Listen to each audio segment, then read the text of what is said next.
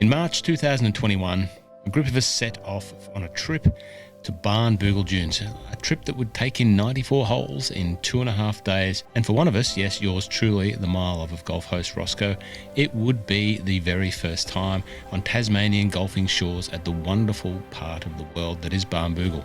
Now, Mike, Mile of Golf co-host now, Magic Mike as he's affectionately known, he was very much the trip organiser, tour guide, the driver, the travel planner, the coordinator, and the guy that made all this happen. He was obviously fed up with hearing me talk about the stories of being the last person in living history to ever reach Barnbougle, and I've got him to thank for this trip. I've made this little video as a little thank you to the guys, as a little memento of the occasion. It's particularly pertinent in the time now that we haven't played golf for a little while.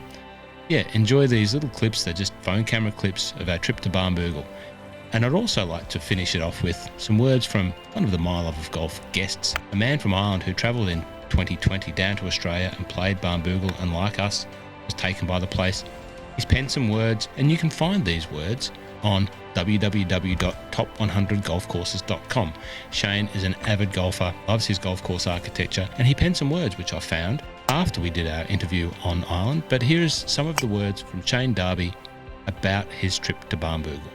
The world should be forever grateful to Greg Ramsey, Richard Sattler, Bruce Hepner, Mike Clayton and Tom Doak for finding, funding, building and operating this substantial golfing oasis on the somewhat remote coast of northeast Tasmania.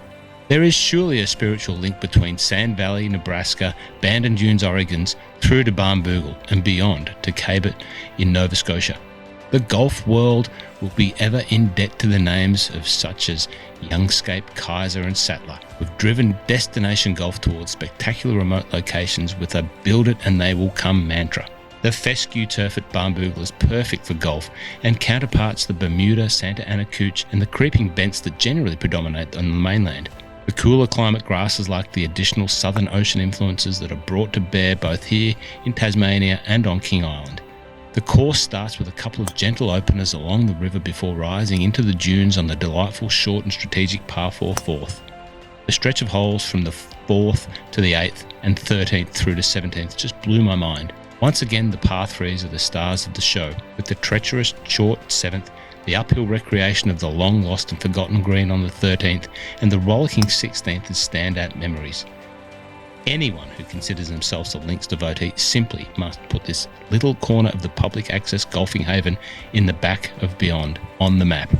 For information on my Australian golfing adventure, please click through the following link, which you can find at top100golfcourses.com. What a great blog that is. Well, Shane has penned a whole host of information on his trip, which is entitled The Long Road to Van Diemen's Land. That's an excerpt from it.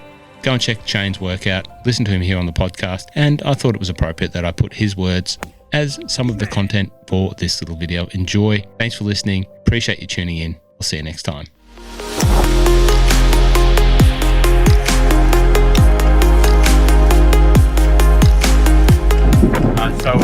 We are on the, what hole are we on? 15th?